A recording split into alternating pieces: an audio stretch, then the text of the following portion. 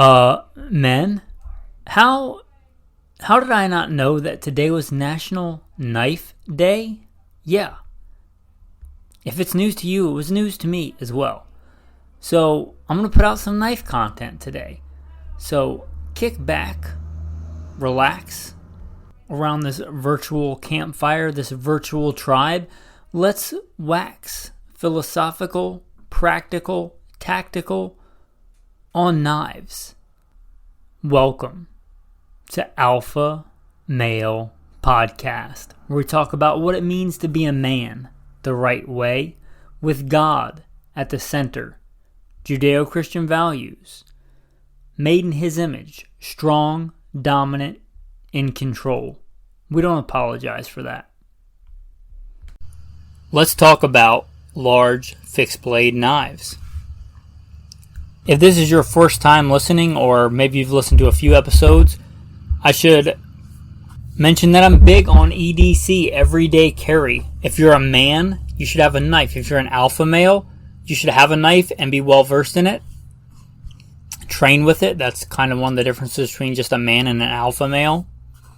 Most men carry a folding knife. I guess I don't know if most men carry knives. I would say most men, I believe, that carry knives carry folding knives. How's that? That's probably more accurate. I do not. I'm not an average man, nor do I want to be or pretend to be. I carry a fixed blade day to day, but I carry what I would consider smaller fixed blade knives day to day. I carried a folding knife for years and years. Even in the Marine Corps, when I had a full-size K-bar, I almost certainly had a small folding knife in my pocket. I did that for years and years and years. And then I was watching a video on EDCing everyday carrying a fixed blade, and I thought, well, I'll try it. That's, part of being an alpha male. Always trying to improve and do better. So I started carrying a small fixed blade. I was quickly hooked on it. I carry a small fixed blade knife day to day. Not always. Sometimes my ultralight EDC and things, I'll carry like a Benchmade bailout. Or my number one recommendation is a Buck 110 Slim. Those are great knives. But generally, day to day, I carry a small fixed blade. The big advantage of a fixed blade, big or small, is they are simple. There's less, in fact, there shouldn't probably be any moving parts unless it's some kind of crazy design fixed blade. It doesn't get much more simpler than a hunk of steel with some handles attached to it. That's pretty simple. Anyway, I think the vast majority of tasks you can handle with a small fixed blade knife. And I mean, that means for me anywhere between 2 and 4 inches. For me, probably between 3 to 4 inches. That's kind of my sweet spot. Gets most things done without being too big to carry in my pocket. That's how I carry a fixed blade in my pocket with an ulti-clip. Runs along the inside seam of my pocket, so it's pretty hard to notice. Carried on my weak side because I carry a firearm on the dominant side, where there's a weapon handy I can access with either hand. Anyway, all that being said, sometimes you want a bigger knife. As I mentioned, I am out in the wilderness. A lot of times I'll just head out in the wilderness. Don't really know what I'm going to see, what I'm going to do, an area I've never been before, reconnoitering, doing some recon. It's actually kind of how I found the place that I'm at now. Anyway, sometimes you want a bigger knife. Recently did a pretty big excursion where I went out into the wilderness and I decided it was too dangerous to try and make it back. It got dark quickly and there were quite a few rapids I had to navigate, and I didn't want to do that at night. I thought it was safer and more sensible to spend the night out in the wilderness. For situations like that and many others, you may want a large fixed blade knife. There's a reason I carried a K-bar in Iraq. And I actually started carrying a smaller fixed blade every day. My support side pocket, because at the time I was the commander of a tactical team to stop active shooters. It was not unheard of for us to get in hands-on altercations with people. It is nice to be able to access a weapon ambidextrously. Anyway, that being said, there are a lot of tactical applications for a large fixed blade knife. I was an assaultman in the Marine Corps, a specialized part of the infantry. One of the things we specialized in was explosives and breaching. Making it through minefields and razor wire, literally blowing it up to make a path for the other men to get through. We'd go up ahead of them, make a path for them so they could run through and not get blown up. But if we weren't there, you know what the average rifleman had to do? Take their large utility knife, their bayonet, their K-bar if it was a Marine, and literally lay down on the ground with their helmet towards the explosion and poke to find landmines with their large knife. It's literally training for removing landmines. That being said, there's a lot of utility for a large fixed blade knife, whether it's hacking a shelter out in the wilderness or finding a landmine or shoving it through the chest cavity of a radical Islami jihadist. There's a reason the Marines have for a long time had the K-bar. And that's where I'm going to start, because I guess as far as formal training and things like that, it's the large fixed blade knife I have the most experience with. It is probably the most famous American fixed blade knife. You could argue the Bowie because it goes back further in history, but I think that the K-bar probably is the number one. The K-bar, as far as I understand it, was an adaptation of the time of the large hunting knives. In fact, K-bar even is abbreviation for kill a bear. So if you didn't know that, now you do, because that company was making large hunting knives at the time. And in fact, succinctly enough, a day or two ago, I was out in the wilderness hunting bear. A large fixed blade knife was part of my ensemble. Large fixed blade knife, the Scout Recon kit I talked about in a previous episode, and obviously my firearm. That being said, there's a lot of times you might want a large fixed blade knife. Whatever got me off topic, we were talking about the K-bar knife. That is the number one knife I'm going to talk about. I think it is probably the most iconic and notable American fixed blade knife. So it's a good place to start, and that's about the size knife I'm talking about. I would say, since I would consider, 3 to 5 inches, 4 inches, that sweet spot, I would say 4 inches and up, 5 inches and up. It really depends on the blade style and whatever that you would consider a large fixed blade knife. Going back to movie references, maybe Crocodile Dundee would not consider a K-bar a large knife. But I certainly would, and I think most men would consider a K-bar a large fixed blade knife. It's iconic, again adapted from the large hunting knives of the time. Very well balanced, well designed, good utility, fighting, hunting, whatever knife. It is a great knife. You can still get them made by K-bar. I should say that most Marines call it a K-bar. I believe the actual nomenclature is like a Mark II fighting knife or something like that.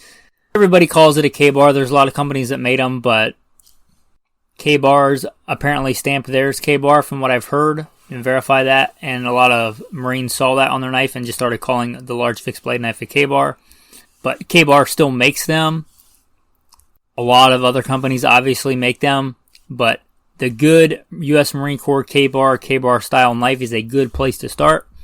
Although I was a Marine, and I do own a K-bar, and it is in my baby bug out bag right now, my bailout bag, I don't generally carry that one to go to a go-to large fixed blade knife. Certainly wouldn't have any problem with it. It's a good knife. I just think for me there are better options. What I will say about the U.S. Marine Corps K-bar is it is an awesome, iconic fighting knife. For as big as it is, it's not super heavy. I'm sure somewhere out there some Marine has broken one, but I can't remember ever seeing a Marine break one, and that says something. Also, I did carry one in Iraq. Maybe I'll make that the picture for the show notes. I did carry one to war, so I think it'll always have a special place to me. Let's talk about the next big one. I said probably the only other contender for the most notable American fighting large fixed blade knife is going to be the Bowie knife. Now, there's a lot of debate in the gun nerd out world. I do consider myself a firearms nerd, not so much a gun nerd, but there's probably a lot of debate about what a Bowie is and is not. But it is a large fixed blade fighting, hunting, combat of the time knife. Different from the K-bar in that it has a generally thicker, taller From the spine to the blade, it's quite a bit more distance. Some things are hard in an audio format, but it's generally a bigger, beefier blade than the K-bar. If the K-bar wasn't big enough, the Bowie is going to be a big, heavy knife. Think of a K-bar and a cleaver kind of having a baby. That's kind of your Bowie knife. It is a big, big knife. And it really depends on whatever style you want to learn and train to fight with. A bigger, heavier knife like that is obviously going to have more momentum, more of a cleaver effect. It's going to be less agile than the K-bar.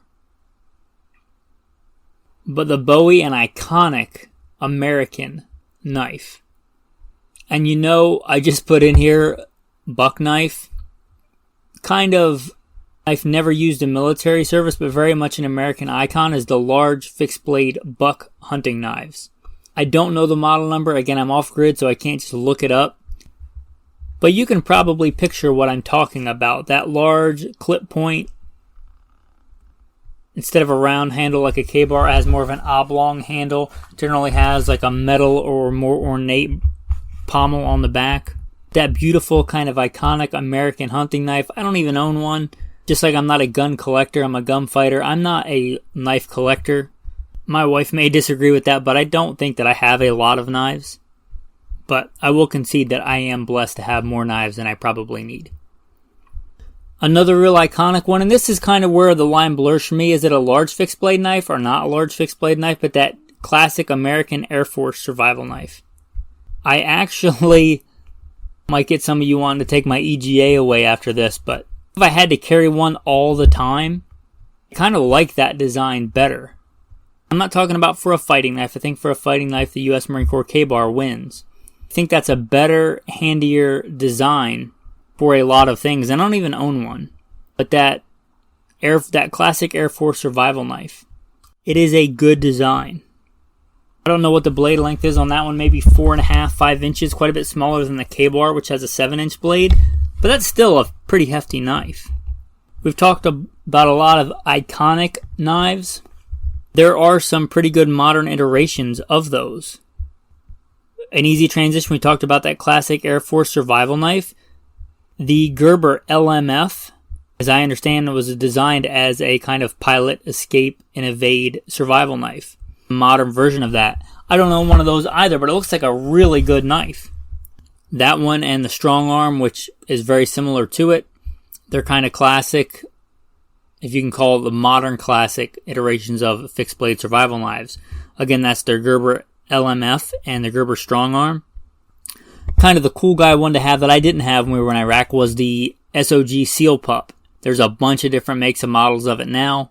There was probably only one or two back when I was warfighting in the Marine Corps, but that was kind of the cool guy knife to have, and it's a good knife. They're a good knife, the SOG Seal Pup. They're a good design. They have stuck around for a long time for a reason. They've kind of become a modern classic for a reason. I think they're a good design. Kind of a separate category for large fixed blade knives are the daggers. Probably the most iconic American one of these is the Gerber Mark II. Classic dagger. If you look at this, if you look at that design, it's very similar to a Roman Puglio, which I believe they borrowed from even earlier civilizations in history. But like that Roman double-edged dagger, it's kind of a timeless design. The Gerber Mark II is the most notable one of that, I believe, at least here in America. And the Applegate Fairbairn, I believe. Just really iconic, and they're very similar in that they're a double-edged dagger. Now, they don't have a ton of dual utility, and I don't have a ton of training with a double-edged knife. But for just pure combat fixed-blade knives, there's a reason that has been in use for thousands of years. In fact, I carried one today, not one of those two models, but a US Gladius titanium. I planned on doing some free diving or just swimming in the river, and I wasn't going to be able to have a gun on me, obviously. I mean, it would be pretty cool, I guess, but I was just going to have the knife. And that's the knife that's in my big bug out bag or on my big bug out bag. And since it's titanium, I don't have to worry about it rusting, and it's light, and it's one of those dual-edged dagger designs. and they are beautiful classic designs. Again, not as much crossover utility, but they've been around for thousands of years for a reason, I think.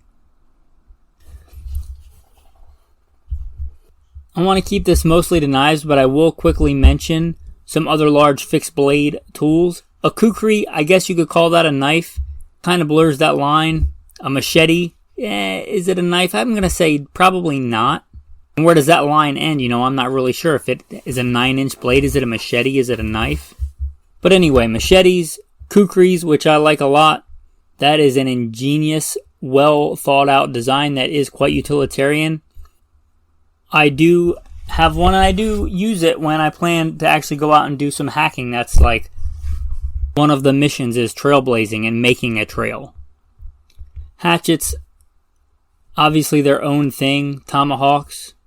I do have some experience tomahawk throwing competitively long before it was the new hot thing that I think a lot of people are doing now in like bars or whatever.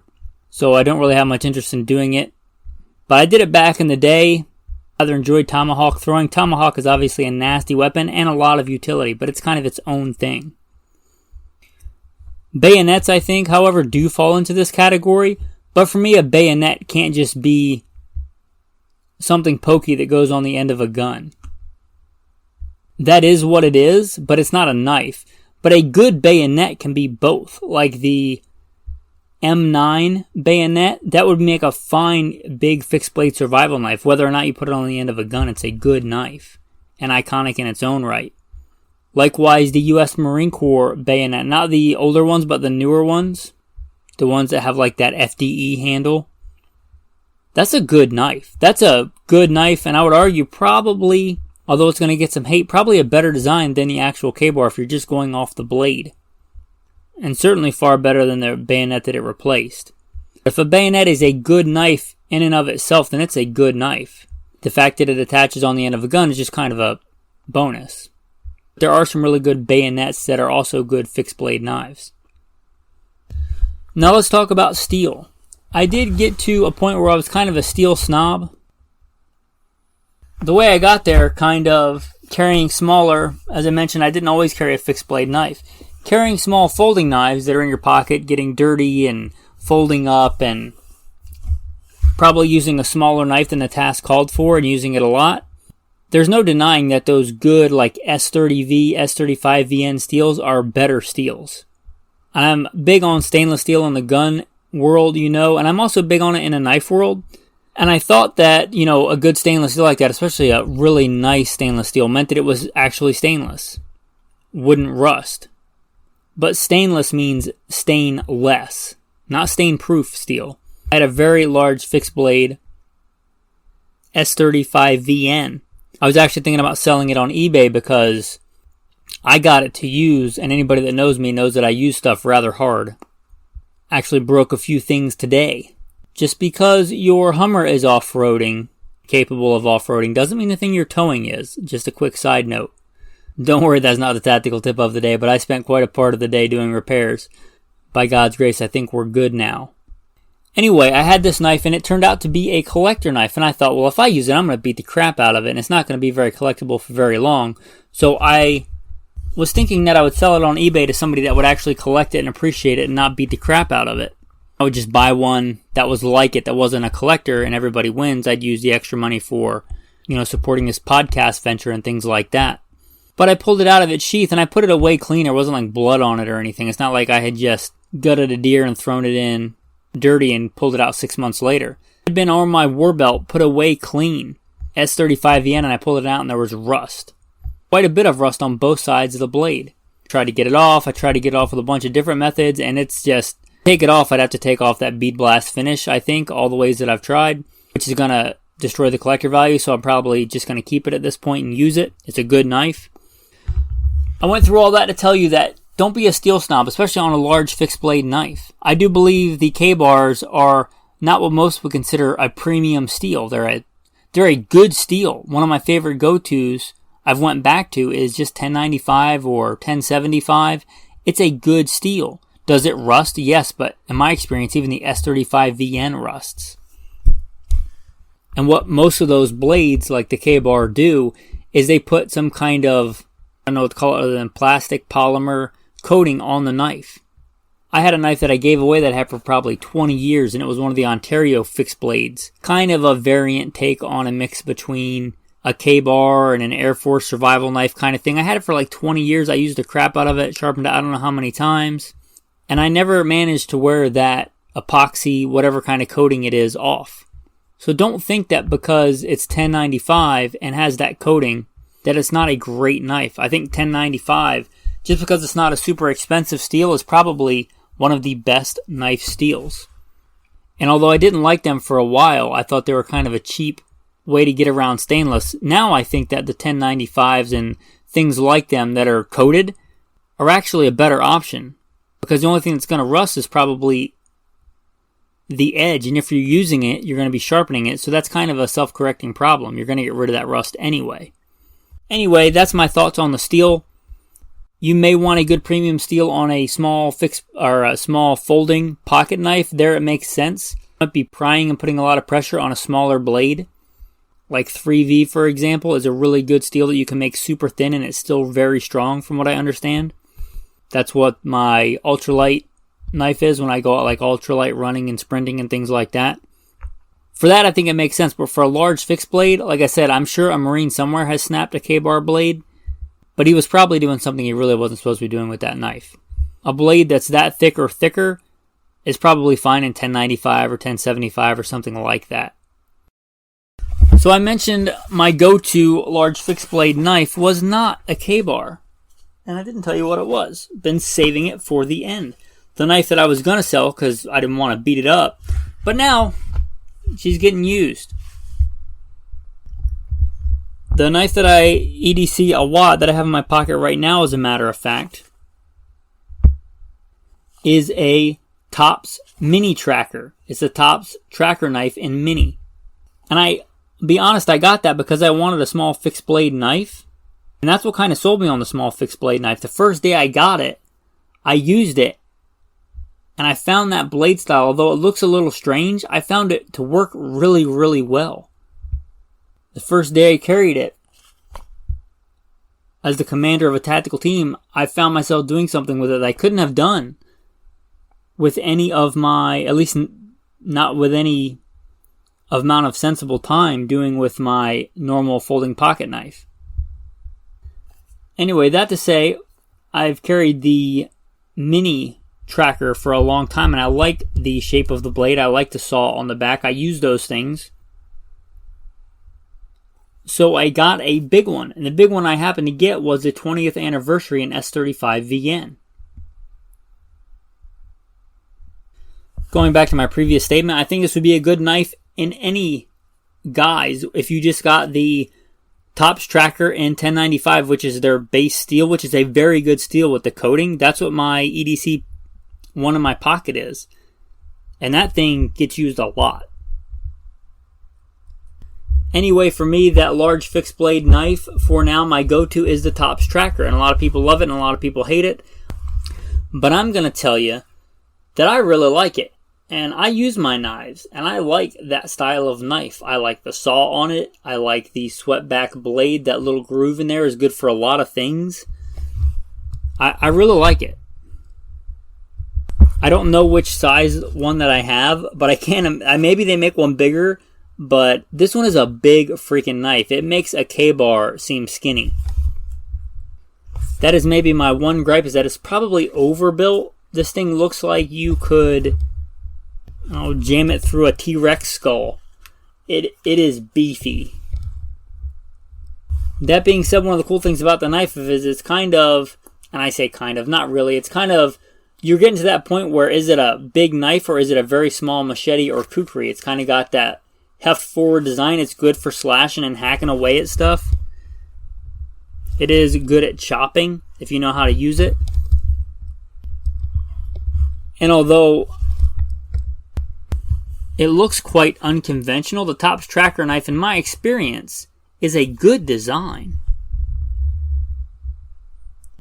Anyway, there are a lot of good fixed blade knives out there. Anyway, men, if you guys want to contact me, goodshepherdtraining.com. GoodShepherdTraining.com is the best way. I know that some of you guys have contacted me on Instagram. It's the same on Instagram, Good Shepherd Training. If you want to follow and see pictures, that's fine. I'll post them when I'm on grid. I have responded to a few people that reach out to me on Instagram. If it says something like podcast in the very first part of it, might respond. But I'll be honest, a lot of that stuff I just delete. A lot of that stuff is scams or half-naked women. I love my wife. I'm a happily married man. And even before that, after I became a Christian, I was chaste until I met my wife and until we were married. I have no desire to see that stuff. So a lot of that stuff just gets deleted. And if I've deleted something of yours and it was something that you've reached out to me for, that's why I'm reaching out to you here and saying get a hold of me at goodshepherdtraining.com if you want to contact me. With that, I'll put in the tactical tip of the day and the tactical verse of the day. Tactical tip of the day. If you're listening to this and you're a knife guy, you're maybe a gun guy too, and you probably have some gun oil and gun stuff around. Advice would be, unless it's strictly a tactical knife to go on like your plate carrier, I guess not a super big deal. My advice would be, if you're going to put oil on your knife, don't use a gun oil. And not because it won't work on the steel or anything like that, because you might want to eat what you're cutting with it. If you're butchering an animal, do you really want all that CLP on your meat? And another one is you don't need it. Just olive oil. Going back to the ancient Romans we talked about, what do you think they used on their swords and their armor and stuff like that? I don't know for sure, but I imagine they used olive oil. They probably didn't have all the petroleum distillates we have today. Some kind of plant-based oil, olive oil, or something similar, and it still works on knives today. Olive oil, cheap old canola oil. If you just have to use some kind of tactical oil, one that I will use on my knives because it's not toxic, it's good on leather and stuff like that, like on a traditional K-bar, is ballistol. So don't think you're going to be eating the stuff you're cutting with your knife. Just use cooking oil or ballistol, which is also not toxic. Especially if you're using like a leather sheath. Literally, if you don't care about getting stained or something like that, again, I'm not a collector, pouring ballistol in that sheath and letting it soak in there. So that kind of every time that ballistol or that cooking oil soaks into that sheath, every time you put that knife in there, it kind of helps coat that blade. Anyway, that's your tactical tip of the day. Cooking oil or ballistol on your knives if you want any lube on there at all. There have been warriors in many cultures throughout history. From the U.S. Marines to the Crusaders to the ancient Romans. Some men are called to be warriors. We are made in the image of God. Exodus 15. The Lord is a man of war. And we are made in his image. Don't apologize for being a warrior. Don't apologize for being made in the image of God. Strong, dominant warrior. Again, Exodus 15, the Lord is a man of war. A short verse for today, but I think an important one. With that, men, get out there, be strong, be warriors, and have a blessed day. Greetings, men, and welcome back to the Alpha Male Podcast, the podcast where we get together in this community. We're not afraid to be what we are, strong, dominant alpha males in control. We don't apologize for it. Today's topic is going to be about knives, what I would consider a pretty manly topic.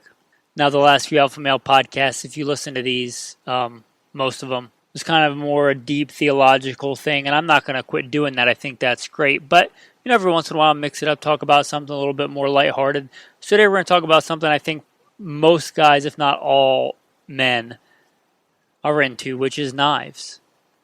Before we roll into the bio, don't forget to like, subscribe, and comment if you want to help support this podcast and this community that you're a part of. With that, guys, today's bio, I don't know how long it's going to take because I'm just going to do it off the cuff. I'm not going to use a pre-recorded one that I usually do. So if you usually skip them, if you care, you might want to listen to this one. Maybe I'll mention some stuff that I don't normally, or maybe I'll leave some stuff out that I normally mention. Like I said, I'm just going to speak off the cuff here about background. First and foremost, I am a Christian. I don't apologize for that. God is first and foremost in my life and everything that I do. and it should take preeminence and come out in everything and manifest itself in everything. This podcast is no different. You don't have to be a Christian to listen, but just know that I am, and I don't apologize for it, and I don't hide it. Grew up in the small town backwoods of the South. Grew up hunting and fishing and shooting from a very early age. Grew up shooting at a very early age and having knives from a very early age. Now, speaking of that, I just kind of had a memory come back. I remember my grandma buying me my first knife, and it was a little, clip point traditional folding knife. In fact, I still have it. It's a brass handle, and I don't know how old I was, but that's a very early memory, and I remember where it was, and I remember when I lived in that location, so I was a very, very young boy at that point. Still have that knife, the very first one that I ever had. Anyway, did a lot of hunting and fishing growing up. Did a lot of competition shooting growing up. I joined the Marine Corps at 17. I did a couple of combat tours in Iraq in the infantry as an assaultman. After my combat tours, I was an urban warfare instructor for the United States Marine Corps, teaching urban warfare and desert warfare, small arms training, tactics. After my Marine Corps time, I went to work for LAPD, where I worked patrol assignments and more specialized assignments. Served as a firearms instructor and teacher in law enforcement. I'm an FBI certified firearms instructor, NRA certified, some other 3-letter government agency certified firearms instructor and tactics instructor, advanced weapons instructor. Also served in the United States Army, both full-time and part-time National Guard. Served in various leadership roles, training new soldiers. Also in the Marine Corps, I was a team leader, section leader. I've also been a private contractor for the federal government. We won't really say what agency or anything about that. But I was also an instructor, tactics, firearms.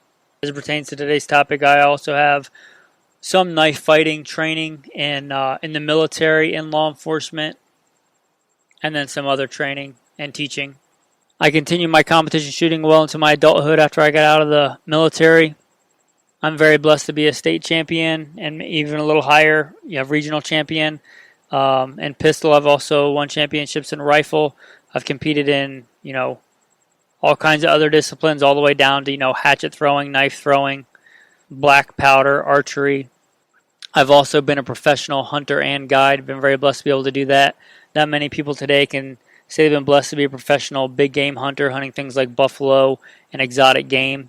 But I have been very blessed to be able to do that in life and be a professional guide. I've also been the commander of a tactical team in a fairly large metropolitan area, where our main job is to stop active shooters. I am currently blessed to be a team leader of a tactical team in a fairly large metropolitan area. So that's all I'm going to say about that. It's not affiliated with the podcast. Like I said, the most alpha male thing about me is that I follow the ultimate alpha male, Jesus Christ. A follower and a servant and a simple man called by God to preach and share the good news of Jesus Christ. With that, guys, let's roll into today's topic.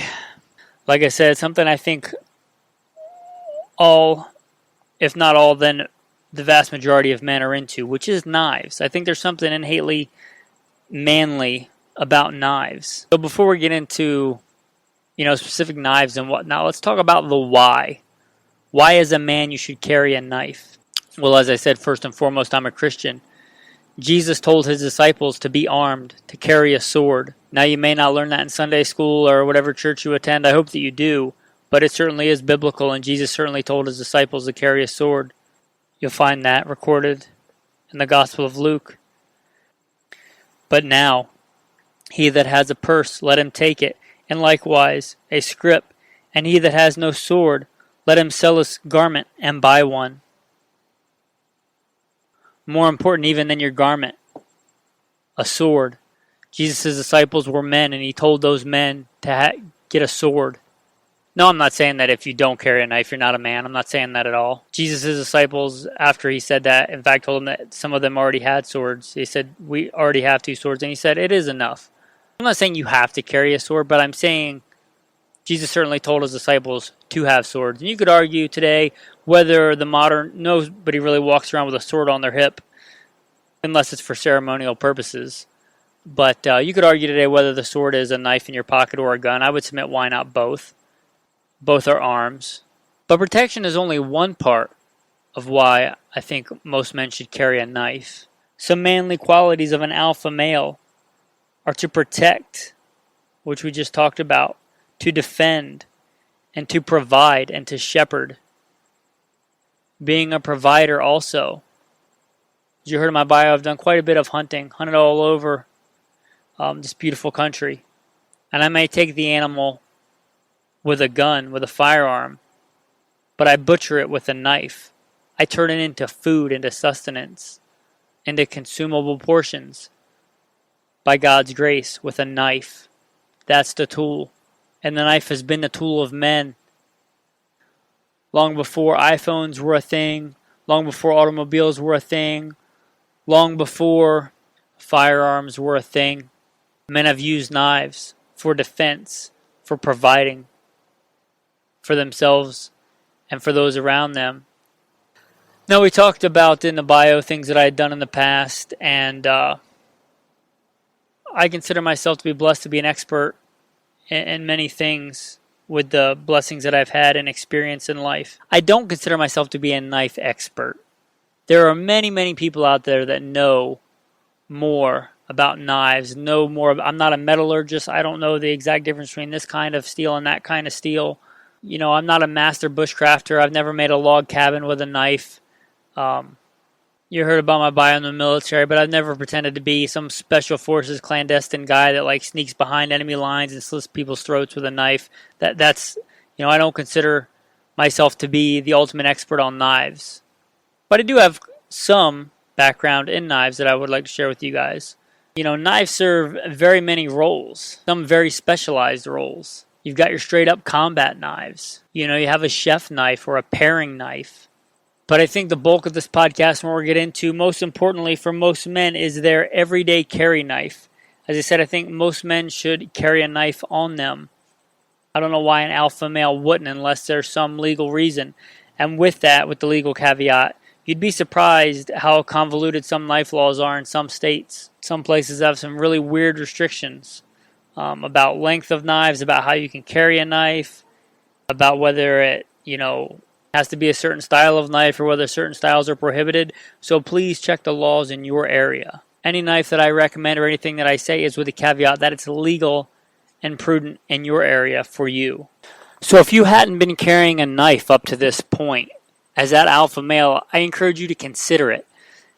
And especially for everyday carry, as part of your outfit, as part of the things that you carry on you, like your wallet, or your iPhone or smartphone or whatever other things you carry on you, so that you have the ability to provide and protect and to have that the knife lets you exercise that you wouldn't have without it. The ability to use greater force and project greater force and violence if needed, if prudent, if necessary. We have a bad thing in culture today that, using force and violence is a bad thing, but it is not a bad thing in and of itself. It is not malum in se. It is not evil in and of itself. If somebody breaks into your house and tries to harm your wife, you want to be violent. You want to use force. If somebody's trapped in a burning car, you want to be able to use force and use that knife to get them out of that situation. Do it in the right way for the right reasons, in the ways that are lawful and outlined by God. So, with that being said, let's talk about everyday carry knives. Now, I think for your everyday carry knife, it should be something that's easy to carry, and that comes in both size and weight. But it also needs to be big enough to be useful. Big enough to be useful for common tasks. Strong enough for hard use. And if needed, be able to be used in defense. Now, I think for the majority of people, the recommendation that I'm going to give you, I give you because I have it and I use it. It's the knife that's in my pocket right now. It is the knife that's on me most of the time for my everyday carry knife. It's with me when I'm working out. Most of the time it's with me when I go running. It's with me when I'm doing my job as the leader of a tactical team. I used it when I was a professional hunter and guide. And that knife is going to be the Buck 110. The Buck 110 Slim to be specific. The old style, the Buck 110 is an American classic. An American classic like a 1911. It's been around a long time. And the 110 Slim is a little bit lighter, obviously slim, easy to carry. It is a very useful size knife. It is a great knife. Not a bad choice for butchering, skinning a deer. Is the ultimate personal defense weapon? No. I carry a gun. That's part of my EDC. I carry a firearm. I carry a 357 Smith & Wesson revolver, or I carry a Glock 26, or I carry something even bigger if I can't get away with it, carrying my 1911, carrying my 2011. It's not the ultimate defensive tool. It's not the ultimate defensive knife. But it certainly is a tool that could be used for defense. It's just a good all-around solid knife. And if you're looking for a good solid EDC knife, a good solid knife you can carry, assuming it's legal, it's a knife that's a good size. It's got good utility. It's a good utilitarian knife. It's got good steel. It's got a solid locking system. It's just a good solid knife. It comes in, like I said, the Buck 110 is a classic. The Buck 110 Slim, I think, is a better EDC knife. Unless you're going to carry it on your belt, like in a belt pouch, which if you want to do that, that's great. But most people are probably going to carry it in their pocket. That's where I carry it. Now, it comes in a couple of different colors, and it comes in a couple of different grades. Just the regular Buck 110 Slim comes in at generally under $30, and it is a great knife. It also comes in a more premium version. I would advise you to get the cheaper one first and see that you like it and you use it. You may decide for whatever reason. I don't pretend to think that I know everything and that everybody should be like me. I'm not that vain. That knife might not work for you for a certain reason. You may want something different or something better, something more specialized or something bigger or something smaller. But I would say start with the Buck 110, just a base model. It's like under $30. And if you really like it and you want something a little bit more premium, step up to the versions that have a little bit better steel, S30V. Micarta handles. I have one of those also. I have one of the base models and one of the S30V models, which comes in at like somewhere around $80, $90 in that ballpark. But it is a great knife. And even the base model, it's got good steel. It stays sharp. It sharpens well. It's got a good solid lock on it. It's not wobbly. I'm not worried about it. No breaking or snapping or anything like that. For $30, it's a heck of a good knife. Is it the only game in town? No. There's a lot of other good knives that are in that same ballpark. I think would be fine EDC knives. I've carried, and I carried for years, even in the military, little folding pocket knives. Gerber. They make some really budget-friendly knives, and they make some really high-end knives, and I've had both.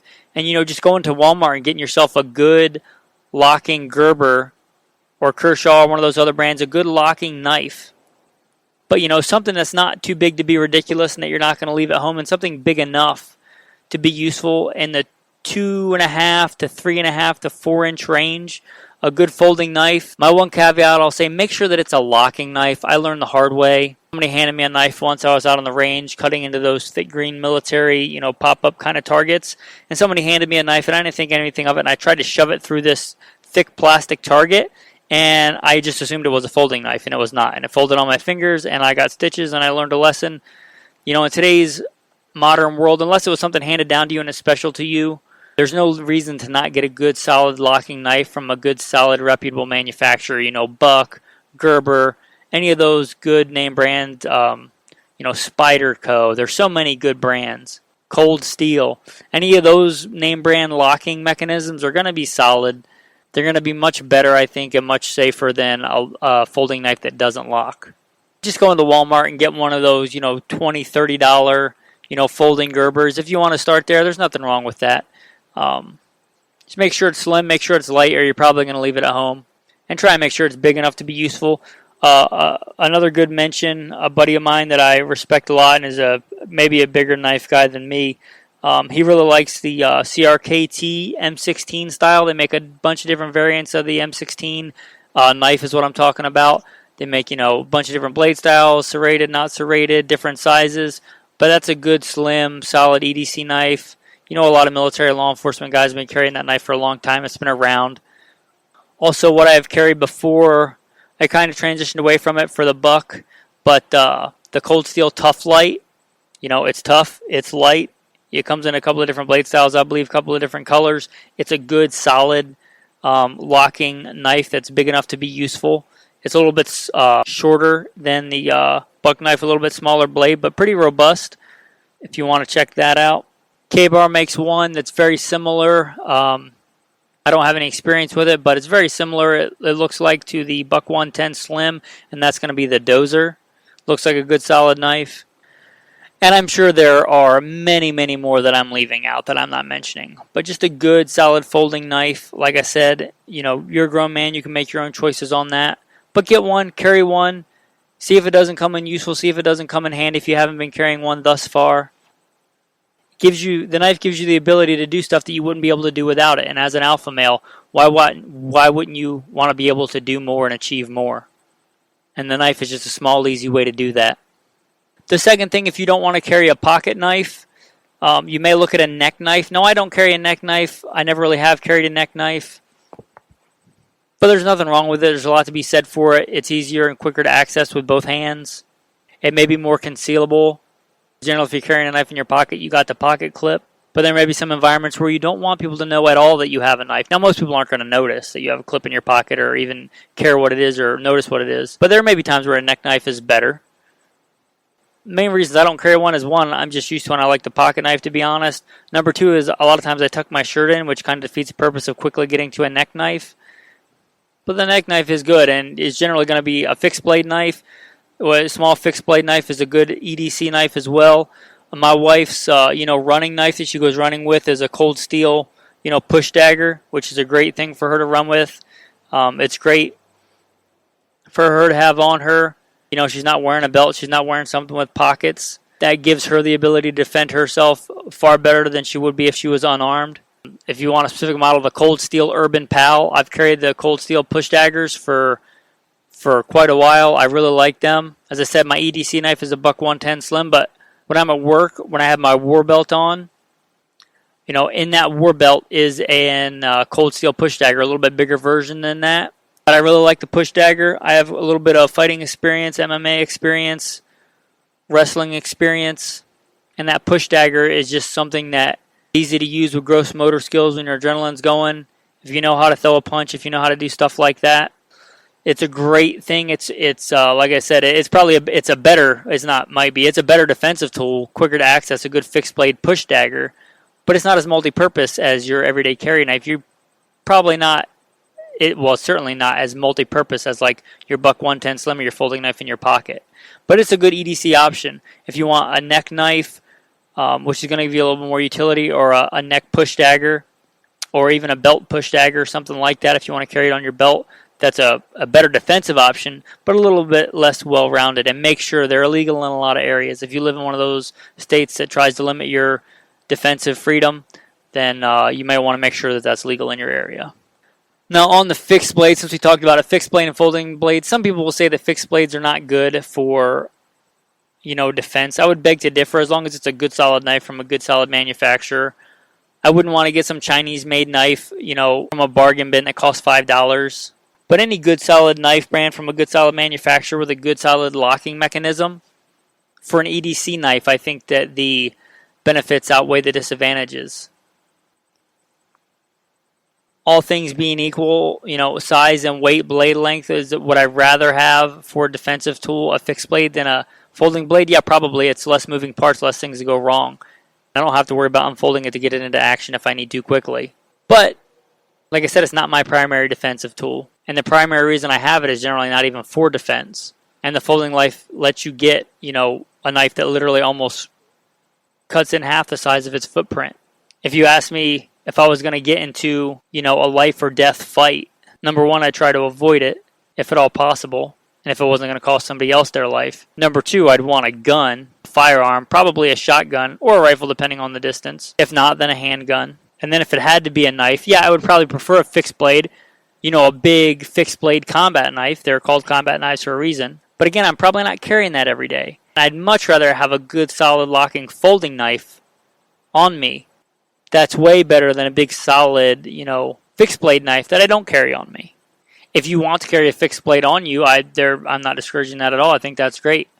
Now, if you're talking about the primary, let's say you don't, for whatever reason, you're not old enough to carry a handgun yet, you live in a state where you just can't carry a handgun. There's lots of reasons. Perhaps when you were younger, you made a stupid mistake. You're a convicted felon, but you've repented. You still want a way to defend yourself. Maybe you're going to a certain area where you can't carry a gun, but you can still have a knife. Now, of all the folding knives that I've ever carried, and I carried one for years, remember I always said Gerber makes some, budget-friendly knives and some really high-end knives.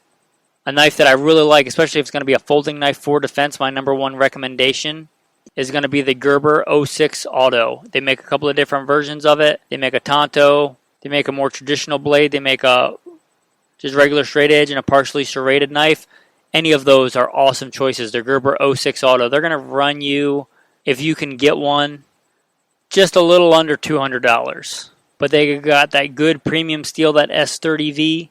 They are a tank of a knife. I would have no hesitation in worrying about that thing, the locking mechanism not working on it. The Gerber 06 Autos, if that was my primary defensive knife and I wanted a folder, that would be it. Like I said, I carry obviously a firearm, and I'm the leader of a tactical team, but my backup to that is a push dagger. I like the push dagger for me, for my training, for my experience. I think the push dagger for defensive tool is going to be better than a folding knife. It's got a lot of advantages. It's very, very hard to take away from somebody. It'd be very hard for somebody to take away from me.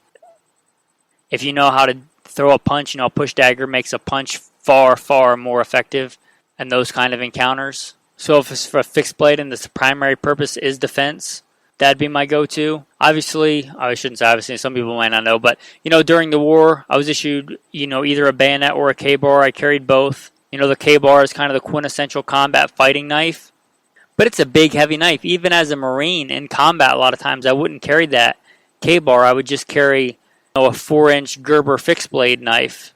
You're probably not walking around with a full-size, fixed blade combat knife. May you want to have one of those somewhere? Do they come in useful? Yes, they're great knives. Some kind of big, robust combat knife. They have their uses. If you're looking for one on a budget, that's a great knife. Glock, if you don't know, Glock made knives, I believe, before they started making guns. Glock makes a field knife. It is a military, Austrian-issued, military knife. It comes in at under $30. It's got good steel. It's strong. So the Glock field knife, if you're looking for a full-size, combat knife on a budget.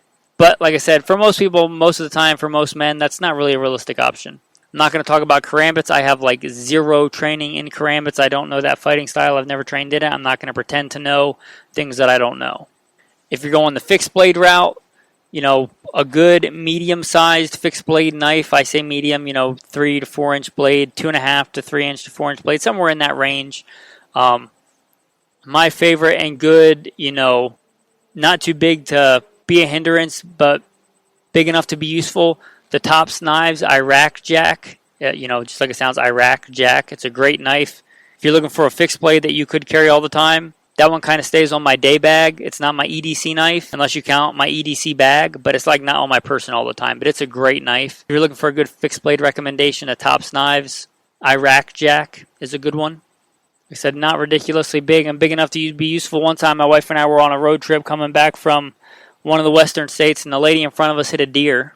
Well, the deer was still alive, so I got out and I took care of it. And not wanting all that meat to go to waste, I grabbed my, Tops knives, Iraq Jack from the little sling bag they usually carry, usually rides beside. And so I hopped out with the wife, and we took care of that deer, and that knife was big enough to be useful. I was never oh, this is all I got.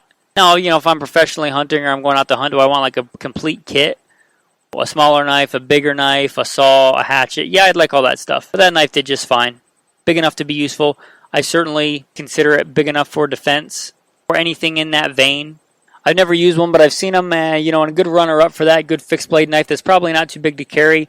The K-bar, it's called the wrench knife. It looks like if you took an old Craftsman wrench and forged it into a knife. You might want to look at that one if you want to save some money. The Tops knives aren't the cheapest. I'm sure that's a good solid knife. The next thing we'll talk about is multi-tools. Now, I usually have a multi-tool somewhere nearby, but I don't generally carry a multi-tool on me all the time. Now, when I was a professional hunter and guide, a big part of that job was being a ranch manager. I managed an exotic game ranch, and a lot of that was literally, riding fences, mending fences, repairing things. And for stuff like that, a multi-tool really comes in handy. And maybe that's more in your line of work. Maybe you decide, for EDC you want to start carrying a multi-tool. Maybe you're a mechanic. Maybe you just like to tinker and fix things, and that's great. That's a great manly quality to create and fix and repair. Maybe a multi-tool is more your style. Now you can go the traditional Leatherman multi-tool route, and I think there's two kinds of those. There's the little mini multi-tools, which are great for EDC. Something like, I think the Gerber Dime is what it's called. Super tiny. Leatherman also makes one. It's really, really small. I've had those in the past. They're great. Cabela's or Bass Pro Shop makes one that's like $6, and it's a good tiny little, micro kind of multi-tool, pair of pliers, a saw, a knife, your screwdrivers, and those are great. And if you want to carry one, a bigger full-size multi-tool like your traditional Leatherman and traditional Gerbers, now I'm going to be honest, I actually like the Gerber versions a little bit better than the Leathermans. But if you get one, especially if it's a full-size one, like we talked about earlier, get a locking blade if you can. Get the tools and the blades that actually lock in place. Both Gerber and Leatherman make ones with locking blades, and if you're going to get a full-size one, I see no reason to not get one with a locking blade. But multi-tools, great. Obviously, they do more things than just a knife can do, but they're generally not as good a knife. Your other route for that is going to be your Swiss Army style knives, your Victorinox or whatever other brands. Your knife with a bunch of different blades or a bunch of different attachments. Now, those are great too. In fact, I think it's probably a good idea to have one of those little ones in your pocket if you want, but it shouldn't take the place. I would not really consider that a defensive tool. Number one, it doesn't lock. If you really had to, it's better than your bare fist, but that you kind of lose defensive ability in those. Not only do they not lock, but most of them don't have a pocket clip, so if you have to get to it fast, you don't really know how it's oriented or, where it's at in your pocket. It's going to be hard to get to in a fight and a struggle, I think, harder than, something else like a folding or a fixed blade, more traditional pocket knife. But it does give you some different, functionality. So if that's what you want to carry, that's fine. If you decide you're never going to use a knife for defense, those are fine. Now, a good thing that I carried for years, and then I left it somewhere, but it's a great knife designed by G&G Hawk. That's a great company out of Idaho. G&G Hawk Designs makes a lot of really great knives. But this one is not even one of their better made knives, but it's one that I guess Kershaw produces. And I don't know the name of it, but I'm sure you can find it. It's a Kershaw G&G Hawk knife. And it's like your traditional, folding pocket knife. And it's got a, 3-inch or somewhere in there blade. It's good enough to be a good defensive knife, a good cutting tool. I wouldn't be upset if I had to, slice open a deer with it. It's a good, usable defensive knife, utility knife. Got a good multifunctional purpose blade, but it also in the back of it has a little thing that folds out and lets you use like the 1/4-inch driver bits, and it even comes with a couple of different bits that fold into and out of the handle without giving it a lot of extra bulk. And that was the best of all that I've seen, multi-use, multi-tool, and good quick access, good size, good enough to be useful knife. If you're looking for something like that, a good compromise and a good utilitarian defensive knife and a multi-tool would be that Kershaw G&G Hawk knife. Is a great knife and a great little multi-tool, especially if you're going to be out at the range, out shooting, out something like that, and you want something with different bits to be able to be useful. Or like I said, you're the person that likes to fix stuff or you're constantly tinkering on something. That is a great design. All right, guys, we're at half an hour in, and we've only really talked about a few different knives. We haven't really talked about blade types, blade shapes. There's so much that could go into it. I don't think I'm going to get into that today, but I will talk about different steel types real quick. In my younger days, I always thought, you go to Walmart, you need a pocket knife, you get a $20 folding knife, that locks, and that's fine. And, it was fine. I went to war with those knives. They stayed in my pocket. They opened many a thing that I needed opened. And I, talking about that Gerber 06 Auto, that was the first real premium knife I think that I ever had. And I was looking like $200 for a knife. Well, I got a really good deal at one. I forget if it was like a pawn shop or eBay. And what really sold me on it is I saw a guy in a store, and he dropped one and went to catch it. And I saw the way that it sliced open his hand. And it was a wicked bad cut on his hand. And of course, like any logical, alpha male is like, oh, that really messed up his hand. I want one of those. But I didn't want to spend $200 on one. So I got one used. And even though it had been very well used, you could tell, like, this thing had been ridden hard and put away wet. I sharpened that thing and just that premium steel, which this one is S30V, just how sharp it got and how sharp it stayed, I could see, the reason for a high-end good steel knife. If you want something, a little bit nicer, I really like S30V. 154 cm is also a good steel. Looking for something somewhere in the middle that's not going to cost you an arm and a leg, but it's a good steel. Look for a good, D2 tool steel. That's a great steel also. Carbon fiber is, not carbon fiber, but rather high carbon steel. is a really good sharp steel, assuming it's got a good heat treat from what I understand. But like 1095 is not a super expensive steel. It's a great steel for cutting, a great steel for putting an edge on and holding an edge. The issue is that it's not super, corrosion resistant. So, if you're a pirate, probably not the knife for you. A lot of places like Tops, they use that steel even though they're a high-end knife, but they just coat it with something so you don't have to worry about the blade rusting. And generally a stainless steel, obviously, is going to be a more corrosion resistance. But unless you go with the higher end like super steels, they're not going to hold an edge as well as like a high carbon steel or one of the other D2 steels. But anyway, guys, I encourage you, if you're that alpha male, really give some thought to carrying a knife every day. A knife, I don't care if you carry the ones that I recommend or carry something else. Maybe you know something better that I've never even tried yet. That's great. Have that knife, have it on you, be able to offer it to others if they need a knife. Be the man that has the thing, not the man that's in need of something. Be the man that can provide for others. Be the man that can protect himself. Make yourself more capable and more able to defend, to provide, to do. All right, guys, hopefully this is a good, useful, and kind of fun episode talking about knives. Kind of a nice, enjoyable episode. We're a group of community of men. What community of men doesn't like getting together and talking about knives? We've talked about knives in the past. We did one, the Manly Skills episode. You may go back and give that one a listen if you want. Also, if you like this podcast, you may like a few others. You may like, if you care about the more important stuff, Simple Man Sermons. The preachings of a simple man called by God to share the good news of Jesus Christ. And if guns are your thing, your gunfighter life. If you did like this podcast and you want to support the community that you're now a part of, please like, subscribe, and comment on whatever platform you're listening to this on. It really does help. You can find this podcast and the other ones under the umbrella of Good Shepherd Training. Hello, men. Although it's seamless for you, it's been about a week for me since I recorded this podcast. I recorded in advance and it was going to come out a little bit later this morning. But I thought I'd add a few different things into this podcast. You see, part of being an alpha male, I believe, it should be circumspection, questioning oneself and one's practices, testing, reasoning, and trying to improve. One small token of that, after doing this podcast on knives this week, I started experimenting with carrying a fixed blade. Fixed blade I've been trying to carry is a Tops Knives Tracker number 4. And we'll see how that goes. I may go back to carrying just a buck 110 as my EDC knife. Maybe I'll decide carrying a fixed blade is better. Definitely has some advantages and disadvantages that I'm discovering. But anyway, that's just a small token. A bigger token of that, in the course of this week, praying and reading the Bible and reasoning and thinking about the podcast, using the talents I've been given to bear more fruit. I was going back and checking out older episodes of the Alpha Male podcast. One I thought that would pair nicely with this one was an EDC episode. Was recorded in July of 2018, so about 3 years ago. Now, I don't have to tell anybody listening, I bet, that the world's changed quite a bit in 3 years. And my EDC has evolved a little bit in 3 years, although it's still a good podcast and a lot of it still applies.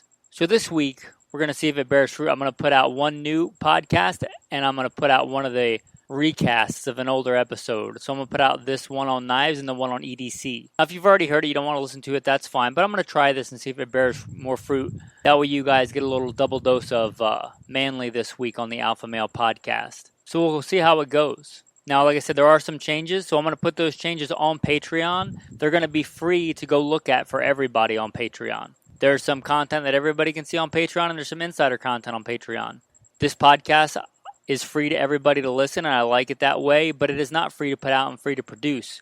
So this community that you're now a part of, if you feel called to, not out of guilt because you want to support the community you're now a part of and be a productive member of it. Like we said, you don't have to financially support. You can like, subscribe, comment, share it with your friends. But if you feel called to financially support to help the podcast and help this community, you can sign up on Patreon for as little as $1 a month and help support the podcast.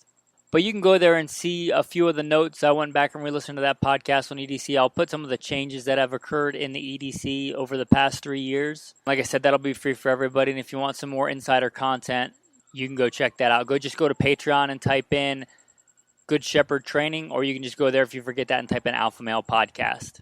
And we'll see if it bears fruit. Another thing I'd like to try to improve the podcast. Maybe this will become a regular thing. We'll see how it goes. Like I said, as a man, always be testing, always be trying to improve, whether it's at the gym, whether it's, in your shooting skills, whether it's whatever that is that applies in your life. Trying to improve your marriage, all manner of aspects, your Bible reading, Always be seeking to be better. To he who has more shall be given, and he will have an abundance. So I want to put out a tactical tip in this episode. That's what we'll call it, a tac tip. A little thank you for listening to the end. And this tac tip I learned as a police officer, and that's going to be, try and make it a habit when you're driving around to keep your window cracked so you can hear what's going on outside. For situational awareness, whether it be in an urban environment, if you hear, somebody screaming for help, you might not hear them with the windows rolled all the way up. Or likewise, in a more rural environment, you may hear the bleats of a deer in a ditch, and we don't want anything to suffer. You may hear the sound of a far-off car accident in either one of those environments. It may alert you a couple seconds early of a carjacking. Or if you're on your phone like we all do, even though we know we shouldn't when we're driving, our heads down for a second, that noise may alert us of a crash ahead, so we look up, and by God's grace, they're delivered out of that. So just a little tip I learned from being a police officer. Obviously, if it's pouring down rain or something like that, you may not be able to, but keeping those windows cracked, especially your driver's side window, just to improve that situational awareness. A good tip, a good man tip. Thanks for listening, guys. And really, I'm humbled. Thanks for being a part of this community. This is our podcast. Let's keep it going strong. In Jesus' name, amen. Now I'd like to discuss tactical knives in many different roles. Military, law enforcement, CCW, personal defense, private contracting, as I have some experience in all those areas. EDC, because I don't know which one's going to apply to you, and you can glean, hopefully, from all those different aspects.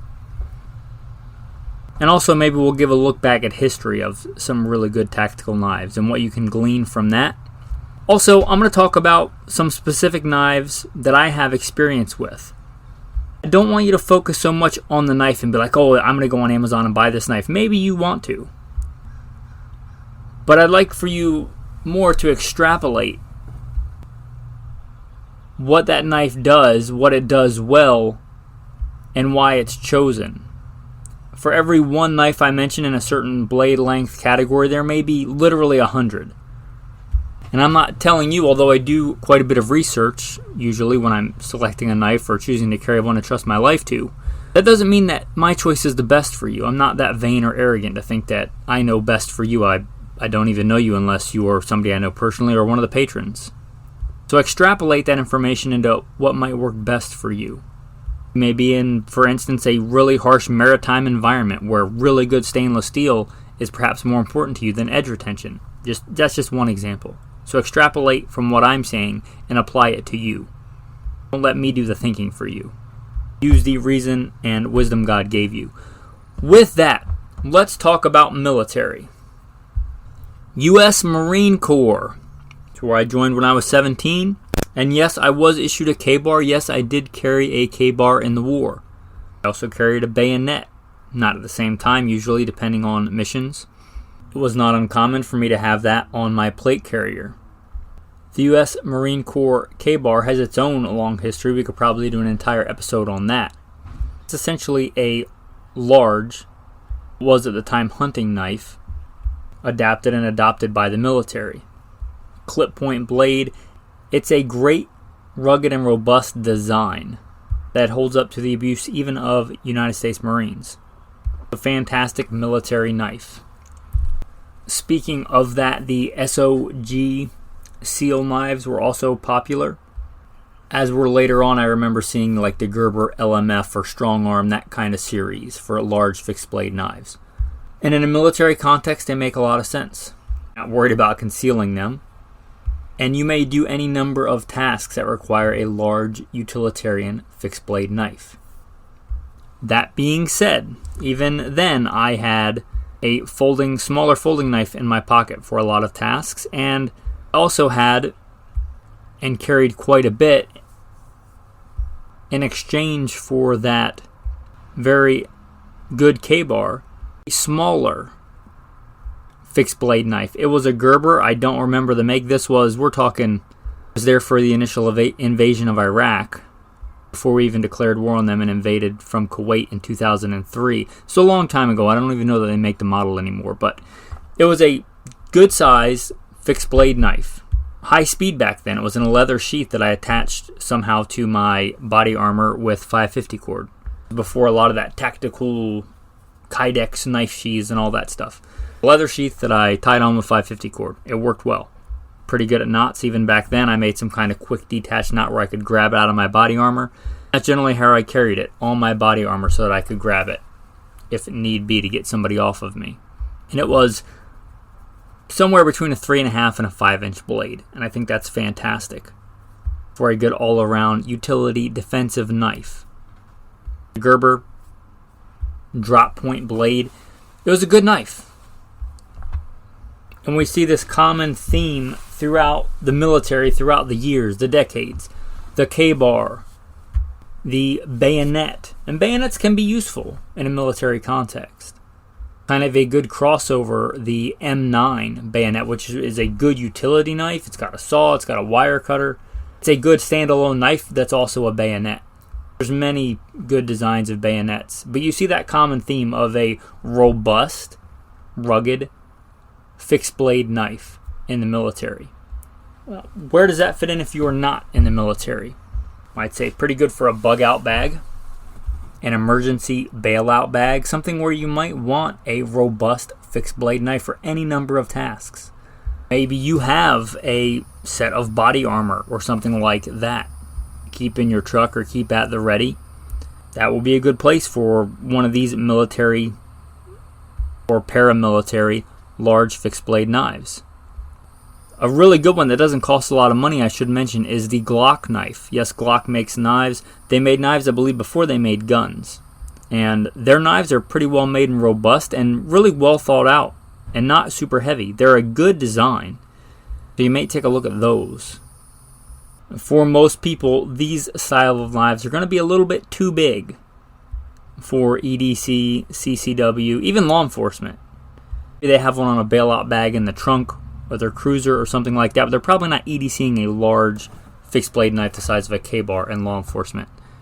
Well, let's transition to law enforcement. I was LAPD, regular assignments, more specialized assignments. I'm going to be honest.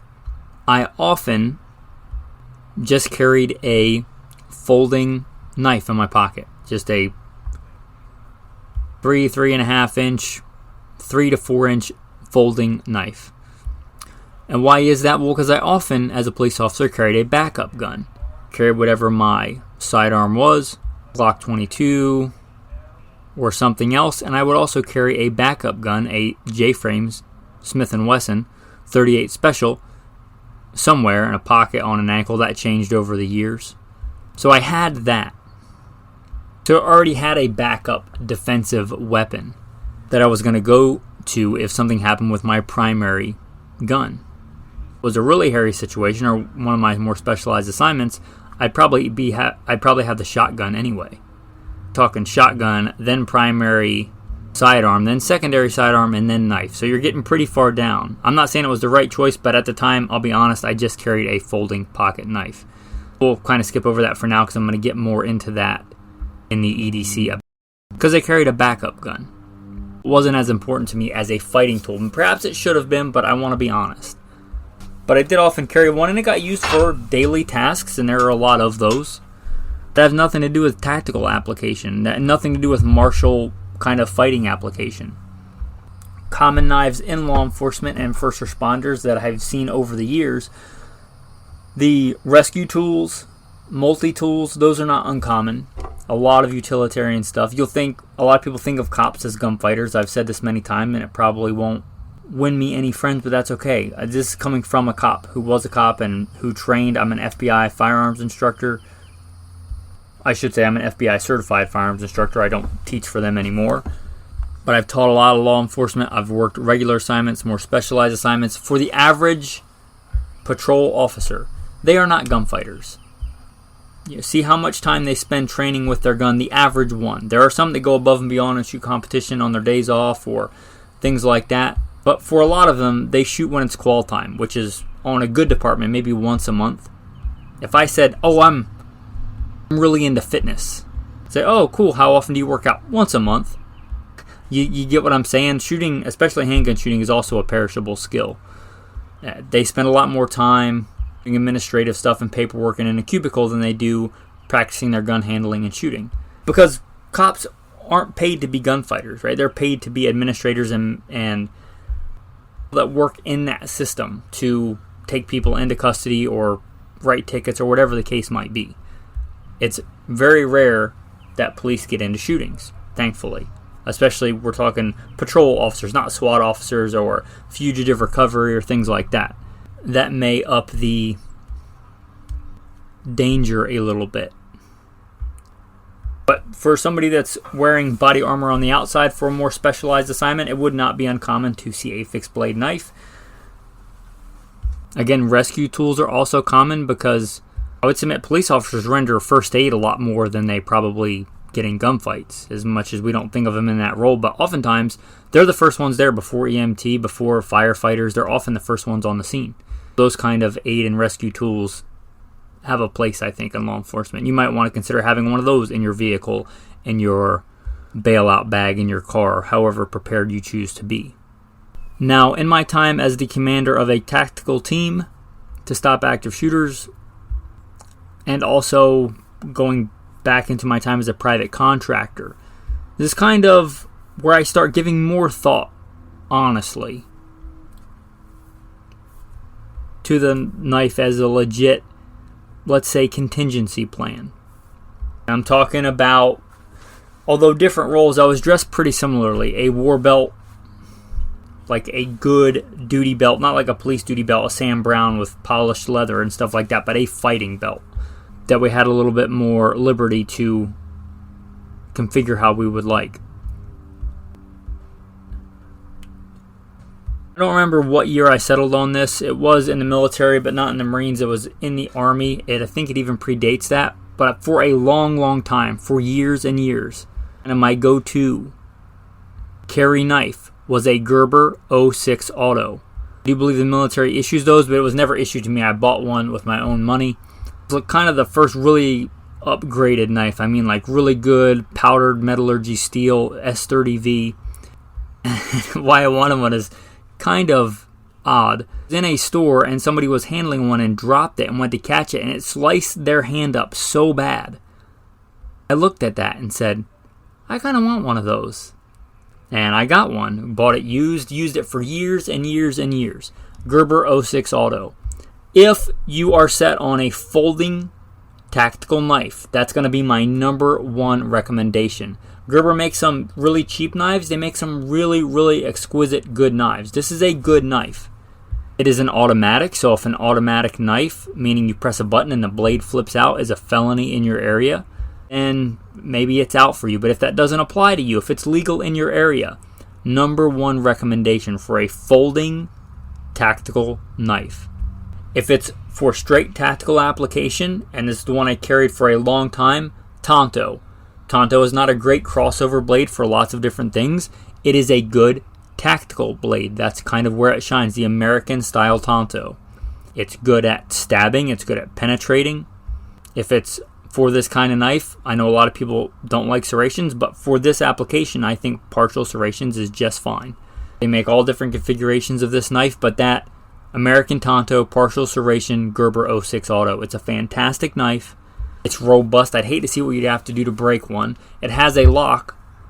You can lock the blade either closed or open. It's a robust design.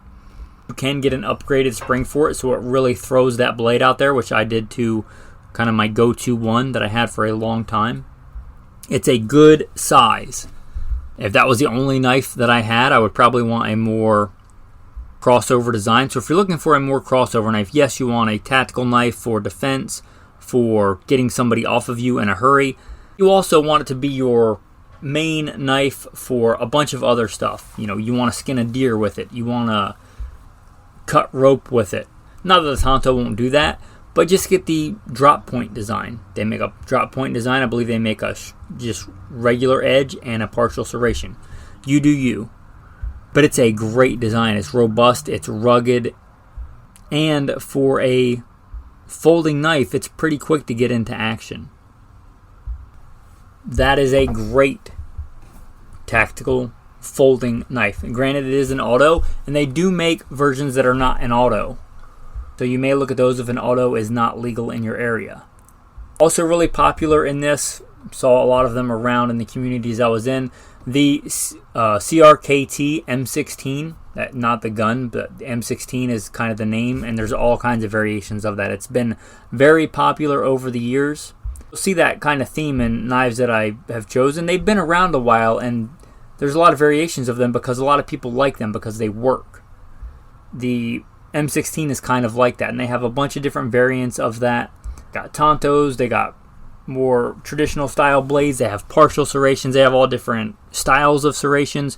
Get the one that works best for you. This is really not the episode to discuss what different things do on knives. I've done other episodes. Again, go to Alpha Male Podcast and search knives and listen to those. For tactical application, again, I think this is a good case for the Tonto. If you're asking me about martial application, any knife is better than no knife if you need a knife, but I would really like, I would say 3.5. Three at a minimum, 3.5, and when you get to 4 and more, it starts getting a little bit too big. So I would say between the 3 and 4 inches. You can go bigger if you want, but just make sure you're not leaving it at home. 4, 4.5, that starts to be a pretty big blade. Again, for this application, Tonto is fantastic. You don't need a Tonto. A clip point, a drop point is great. Now, getting back to private contracting, being the commander of a tactical team, those kind of roles with a legit war belt. One thing that I really like in that war belt is a push dagger. I really like push daggers. They have a fantastic martial application. That's kind of where I started thinking about this. We would do a lot of training and ground fighting because a lot of fights end up on the ground, and gunfights are no different. If you're only training for what you want to happen, I would submit that's not being a gunfighter. Gunfighting can be a nasty business. A lot of fights end up on the ground, especially if you're the good guy, because you generally have to wait for a reaction. Like somebody else is doing something bad and you have to react to it. If somebody walks up to you, you can't just shoot them in the face. If somebody approaches you at a 7-Eleven and you weren't paying attention and you are kind of stuck there, you can't just draw a gun and shoot them in the face until they show evil intent that rises to the level of the use of deadly force, right? But they can get really close to you, like normal conversational distance, and it's not a large leap, literally or figuratively, for them to be on you and for you to be wrestling on the ground. Same thing in private contracting, with civilians, with just who knows what the scenario could be, right? For this kind of application, if you can get to it quickly, a push dagger is a really great tool. I'm going to recommend Cold Steel because I know them. I've used several of them. But there's many other ones. They have a whole variety from, I'd say, practical blade lengths to really, really big blade lengths. I like to keep, this is how I have mine, on my non-dominant side, so the side that didn't carry my primary sidearm, in my war belt, and I would paint the handle to kind of match the aesthetic of the war belt. So unless you really knew where to grab it, you weren't going to know it was there. It was easy to grab with either hand, but especially with my non-dominant hand. That way I could use it as a get-off-me tool in ground fighting and grappling. If somebody went to grab my gun, I could pin. If you don't know any of these techniques, then kind of a moot point. But if you could pin that gun into your holster with your elbow, leaning down on it with your entire body weight, and then I can grab my push dagger and, let's just say, aggressively persuade them to do the right thing by letting go of that gun. That's a real thing. A lot of people get shot with their own gun. Law enforcement, it's not an uncommon thing. That's a great tool to make sure that I can retain control of the things and the tools on my body. Push daggers, if you don't know, are the ones that go between your fingers. And there's a couple of advantages there. If you've done any boxing, any ground fighting, and you're familiar with throwing a punch, it basically is just a giant force multiplier for throwing a punch. So since you grab around it and the blade is exposed, especially if it's a double-sided push dagger, it's really, really hard to get that blade out of your hand if you're fighting over it. I mean, you have really positive control of it, and you don't really have to know any fancy knife techniques. You can literally just throw punches with it. So because of that T-handle, they're fairly easy to grab. So for all those reasons, I think they have a lot of really good application as a, let's say, contingency plan for fighting, especially up close, dirty CQB ground fighting, the push dagger. Especially if you're wearing a belt, a war belt, or however you want to configure that for you. It doesn't have to be in a war belt because I don't know how many people out there in the audience wear a war belt day to day. But for that application, if you have a war belt, I would say you really ought to think about having one in there. And then I would also carry a folding knife in my pocket. Again, Gerber 06 Auto. But this is where I started thinking about this and doing different ground fighting and grappling scenarios, and I started thinking about a fixed blade and carrying a fixed blade as EDC. Because if you're fighting on the ground and you have a window to grab a knife, it may be a small window. You may have opportunity to grab the knife and you may not be able to deploy that knife, especially if you only have one hand because the other hand is otherwise occupied, meaning it's like being pinned behind your back, or it's broken, or it's shot, or you're just laying on it and there's a 200-pound dude on top of you and you can't get to that arm, your dominant arm. This is one reason. In general, whether it's a fixed blade or a folding knife, I will carry my EDC knife in my opposite side from my firearm pocket. That way I have a weapon accessible on either side with either arm. Now I can draw either one with either arm. You get the idea there. If I'm laying with my arm pinned under me and my gun is inaccessible or not there, or whatever the case may be, out of ammo, with my other hand I can deploy that knife. Getting back to the fixed blade, I might, if I'm one-handed, be able to have the time to grab that knife, but once he sees it, the fight's going to be on. The quicker I can get that knife from stowed wherever it is to in action as a use of force implement, whether that's to make space or whatever the case is, quicker I can do that, really the better. That knife doesn't do me much good if I can't get it into action. And the more I thought about that, the more I started thinking about carrying a fixed blade. And I did. Unless you count like during the war on body armor. I'm talking about like in my pocket day to day. In addition to professional gunfighting, just out and about, CCW. And that is the Tops Iraq Jack. It is kind of designed, I believe, for this very reason. For ground fighting, getting somebody off of you, or employing deadly force when you can't get to your firearm, or a firearm is not an option. I already had that knife. I had it on my baby bug out bag, my bailout bag, which you'll know I'm big on if you've listened to this in Alpha Male podcast for a while. It was already on there, so I modified it with an ulti-clip. I did it and I clipped it inside my pocket, the same place I would carry a folding knife, the Gerber 06 Auto. And it clipped into there and I could literally just grab it and go. It's a good size, it's a good design, it's a good all-around beefy knife, which is why it was on my bailout bag. However, it was a little bit too heavy. If you look at that thing, it's, I want to say overbuilt. It's pretty thick and beefy for a small fixed blade knife. So although I like the concept, it was good proof of concept. Now that resides back on my bailout bag. And the second most knife that I carry, I can word that better. I mean, professional podcaster. The knife that I went to next, and is still my second most carried fixed blade EDC knife, is a Tops Mini Tracker. It is a fantastic all-around knife, and if by all-around you're talking all manner of tasks, from survival to outdoors to hunting, fishing, survival, and you want it to be a decent defensive option. If you look at it, it's kind of a well, let's just say if you're not familiar with the Tops Tracker design, it's very unconventional looking, but that doesn't make it not utilitarian and useful. I think it's very utilitarian and useful, so much so that I have a larger version. But this is a great EDC knife. Unlike the Iraq Jack, it is much thinner, it's svelte, it's really good. It is a really good size.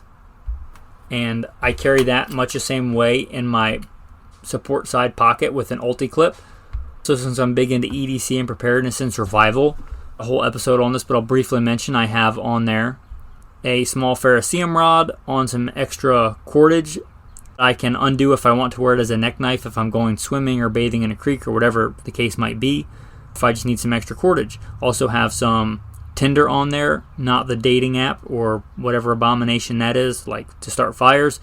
I have a small aluminum or titanium, I forget what it is, little container that holds water purification tablets, a Ranger band to get fire going in really nasty conditions, and a couple of fish hooks wrapped around some fishing line around the ulti clip. And that might sound like a lot, but it really is minuscule. It doesn't weigh much, doesn't take up a lot of space, and that rides inside my pocket.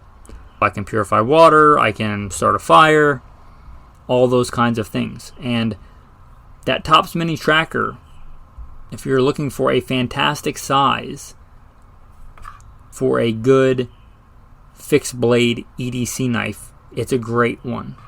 It's pretty unconventional. If you're not great at sharpening knives or don't want all the extra features and the swept back blade and the saw, you might find something similar, which is going to lead me to my next knife, which is the next one I got, and the one it's my most commonly carried EDC knife. It is fantastic. It is probably, I think it is, for now, if you said I could only have one knife, period, end of sentence, one knife, I'd pick this one for EDC, for survival, for all kinds of things. And that is the White River Firecraft. Now, this is made kind of for fire and bushcrafting and survival. Ironically, I got it when I was the commander of a tactical team, and I got it mostly for tactical application. I looked at the blade design, I looked at the style, I looked at the size, the weight. I just pulled it out of the sheath and realized I should probably take a little bit better care of it. It's pretty dirty, still very sharp, but the White River Firecraft 3.5, it is probably, again, the one knife I would pick if I could only have one knife. It is fantastic. It is light enough and small enough to be a good EDC option. It's got a very, very useful blade. The 3.5 denotes 3.5 inches. It's a really good size. It's a really good shape. It is robust. It's rugged. It's S35 VN. I'm not a super knife steel snob, but I do believe, my experience over the years, the premium steels, the 154 CM, the S30V, S35 VN, they really are a large step up from just regular steels. That being said, that Tops Mini Tracker is $10.95, and it's a good steel. But this knife just is a fantastic all-around knife. I have it configured very similarly with the sheath with the multi-purpose functions. It's got a little bit larger ferro rod called the Firecraft because it's kind of designed to start fires. So I have, again, water purification, cordage, fishing hooks, and it rides inside the pocket, and it's light, it's handy. It also has a ring on the back, which is a really good design feature if you're just using it like a regular knife, so it doesn't slip out of your hand. It's also really good for tactical applications. A lot of those kind of knives have that ring on the back. I do think that it's useful. And although it was designed for kind of survival and bushcraft, I think it's one of the best tactical EDC fixed blade knives, period. It's a fantastic knife. So let's discuss in the context of being a well-armed citizen, CCW, that kind of context, just day-to-day life. I think if you're a man, you should have a knife on you. If you accept that statement as generally true, now you might be at the airport or something like that, but if you accept that statement as generally true, and you carry a gun, you likewise see the potential for use of force. Why not have that knife have the additional utility of being used as a defensive weapon as well? Now, there's that old saying, don't bring a knife to a gunfight, and I started out in the beginning, why not bring both? There are any number of scenarios where the knife may come out even if you have a firearm. If you've ever done any kind of ground fighting and stuff like that with guns, with blue guns, dummy guns, you'll know, it can be hard at times to access a gun if you're wrestling over a gun. A knife can be a good way to quickly persuade said adversary to let go of that weapon. Or if it's just out of action, it's been lost, it's been damaged, destroyed, it's out of ammo, you have a knife. With that being said, I must mention that just like a lot of people have been shot with their own guns, you could get stabbed with your own knife. If you have it, that means that potentially the adversary can have it as well. I think this has kind of been overplayed sometimes because There is a risk versus reward analysis for carrying a knife, and one that can be used for defense. However, I think if you're already in an altercation, use of force, most adversaries aren't going to note that you have a clip hanging out of your pocket and that it might be a knife and how it's oriented and where to grab it once you start fighting. But if you train, you should be consistent and carry that knife in pretty much the same place all the time. Blade oriented the same way, quick deployment with the hand that you reach for it with, and all that stuff. And I think with all those scenarios, it's more beneficial to have one that can be used for defense than not have it. There is some dissenting opinion on that in the, let's say, tactical community. But I would give serious thought to having a knife you can use dual purpose. And that's basically, there are other options, but three main ones. The most common one, a folding knife in the pocket. I would encourage you to think about carrying it in your support side pocket, the side that does not have the gun. You already have a weapon on that side. I would encourage you to think about carrying it on the other side. I would encourage you to look at a useful size blade. You can go smaller, especially if you train, but I would say 3 to 4 inches. If there's some kind of legality thing, it has to be under 3 inches, that's fine. Just do the best you can with what you have.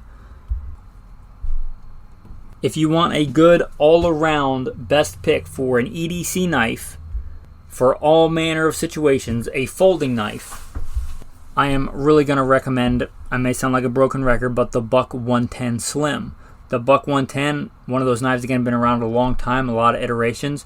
The reason that I prefer the Slim, as the name denotes, it is slimmer. Also, it has a clip, so you can clip it in your pocket. Consistency, it's oriented the same way every time.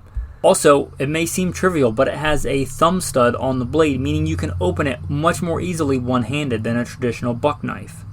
And traditional buck knives are beautiful heirloom quality pieces, but if you're talking a backup defensive tool or EDC knife, the Buck 110 Slim is going to be my number one recommendation. There are many others. If it's the most effective folding defensive knife that I've had any experience with, that's going to be the Gerber 06 Auto. It's quite a bit beefier and more robust. Definitely a more formidable fighting weapon than the Buck 110. The Buck 110 is designed to be a great all-around knife, and it is. A Gerber 06 Auto, especially in a Tonto, is a formidable weapon. That's going to be your one thing. And I'm going this out the perspective that you are armed with a handgun. But for some people, they can't be armed with a firearm for whatever reason. Just legally, whatever the case is. So think about that in knife selection as well. If it's your one or your main go-to defensive option, really give it a little bit more consideration, I think. Again, I mentioned the M16, the CRKT M16. Those are pretty well known and proven. They're not expensive. I should mention the Buck 110 Slim, going back to that. It has just a basic version, which is fantastic. They're not expensive. They make some much more expensive options with premium steel. Get whichever one you want, but they're a good all-around knife. That CRKT M16. Spydercos, the Spyderco paramilitary are pretty popular. I've never owned one. Well, that's not true. I won one in a shooting competition, but I never actually bought one of the Spydercos. I'll be honest, I just think they're ugly. They're great knives, especially like the paramilitary would fit in this category. I just don't like the way they look. That's not a knock on their form or function.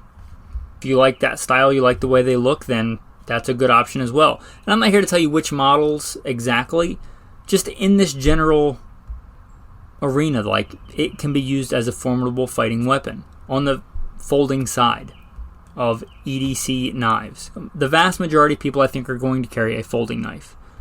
If you want a super light option, now this is part of my ultralight EDC when I'm out running or, things like that. Two options that are really good for ultralight EDC. And they're still formidable fighting weapons. The only Benchmade that I own is a Benchmade Bailout. I got it mostly for this reason. Tactical backup tool. So the Bailout is a Tonto blade. It is 3V. It is crazy light. I'm going to actually look up what it weighs. 2.05 ounces. 2.05. That is light. Well, if you're not currently into carrying a knife, think about the bailout if you're looking for a martial application knife. 2 ounces, you clip it in your pocket. I doubt you would notice it. Kind of the point, like I'll clip it into my silkies when I go running. It's a great ultralight knife. That's kind of the big reason I have it. It would also be a great EDC, let's say, backup defensive tool. It's big enough for that, and it weighs 2-point-something ounces. Also, if you want a more utilitarian crossover style blade, they make the Benchmade Bug Out. I believe the Bug Out came first. I don't own one, but I can see from the bailout that it would be a fantastic carry option for just being prepared, EDC, everyday carry, and a good defensive tool. You get into the mini Bug Out, you're kind of getting a little too small for me, but the regular Bug Out size would be a decent defensive tool. Not great, but okay, and it's super light. Getting into the fixed blades. I already mentioned, I'll go over real quick again, the Tops Mini Tracker, the Tops Iraq Jack, and there's another one I didn't mention that I carry. I would say it's EDC when I'm out, like living off grid in the wild. It's a little bigger than I want to carry every day, day to day, but that's an SE4. It's a big beefy knife. It's a good robust knife. It would be fine in a defensive use, although that's more designed as a survival knife. But since I do sometimes carry it in that roll support side pocket with an ulti clip, I figured I would mention it. This one also has a small saw, a whistle, a compass, in addition to a lot of other things I mentioned on the other knives, and that rides inside the pocket. And the number one pick, like I said, if I could only have one knife, EDC or otherwise, that White River Firecraft is just an amazingly well thought out, well balanced knife. Whether it's for survival, bushcraft, or for tactical application, it's a fantastic knife. My one kind of beef with it is it has one finger groove. I don't like finger grooves. That's just me. I like to be able to use it equally well in a bunch of different kinds of grips. But that said, it doesn't really take much away from the knife. But if I was going to design one myself, I would pretty much do the exact same thing without a finger groove. It's a fantastic knife. That White River Firecraft 3.5. I think 3.5 is the sweet spot for EDC and good useful size. I should mention one that I bought to try out, and it's a good idea. It's a good design. It's not expensive. It would be a nasty, let's say, use of force tool. This doesn't fit with the way that I generally carry. Meaning I can carry it and train with it the same way all the time. And that's the K-Bar TDI. Fantastic knives. There's a bunch of different iterations of them, different blade lengths, different designs. I do believe they have a Tonto. Now, these are kind of quasi, somewhere between a push dagger and a traditional knife. They have kind of look like a bent elbow. And they're meant to be grabbed and thrust. Not as good as a push dagger, but much in the same way you just thrust with them. It directs that force to the point of that weapon without having to do a different kind of grip. And I think it's a great design. The sheath is kind of configured to clip on a belt and be worn horizontal on a belt. That's just not how I carry. I already carry on my strong-sided gun and on my support side a spare magazine and a tourniquet, and in my support side pocket, generally EDC, a flashlight and a fixed blade knife. So it just didn't fit in, but especially if you're somebody that's going to carry a knife and you can't have a gun, for a good fixed blade knife that's not crazy big, it wouldn't be super hard to carry concealed. If that was my one defensive tool, I would give serious thought to the K-Bar TDI or something like it. It's a fantastic design, and I got it just to kind of T&E the validity of the design when I was looking at carrying a fixed blade. It just didn't fit into what I was doing. That doesn't make it not a great design. I think that it is. And the other thing I should mention, and that I was doing today earlier at the gym, because for certain exercises, I can't have my Buck 110 Slim clipped into my silkies, which is a common go-to for me at the gym. For whatever different exercises, I might carry a neck knife. I should mention my wife's kind of go-to defensive tool when she's out running. She's training for a half marathon she's got coming up this weekend. By God's grace, she'll do great. A neck knife.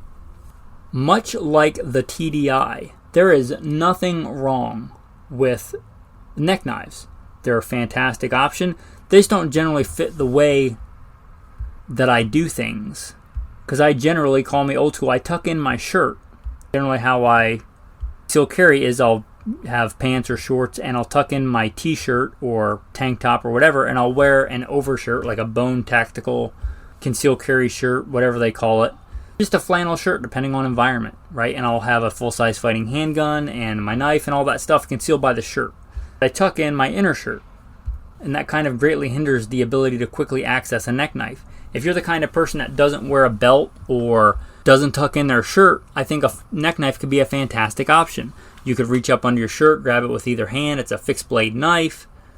I do have a couple. I've done an episode on neck knives. You can check that out. Again, it was on Alpha Male Podcast. I'll mention a couple that I've used. The best one, if it was going to be my only defensive option and it had to be a neck knife, Bone Tactical.